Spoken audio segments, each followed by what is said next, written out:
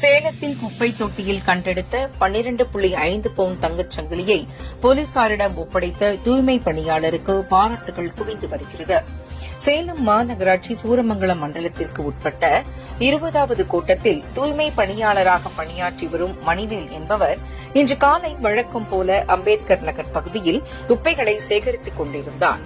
அப்போது சேகரித்த குப்பைகளை தரம் பிரிக்கும் பொழுது அதில் 12.5 பவுண்ட் தங்கச் சங்கிலியை கண்டெடுத்துள்ளார். உடனடியாக அந்த தங்கச் சங்கிலியை மேற்பார்வையாளர் குமரேசனுடன் சென்று சூரமங்கலம் காவல் நிலையத்தில் ஒப்படைத்தார்.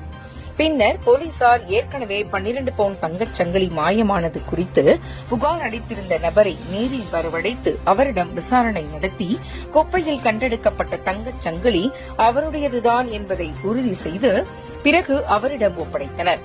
தொடர்ந்து காணாமல் போன நகையை குப்பையில் இருந்து கண்டெடுத்து கொடுத்த தூய்மை பணியாளருக்கு நகையின் உரிமையாளர் நன்றி தெரிவித்தார். தொடர்ந்து போலீசார் தூய்மை பணியாளரின் நன்னடத்தைக்கு வாழ்த்து தெரிவித்து பாராட்டினர்.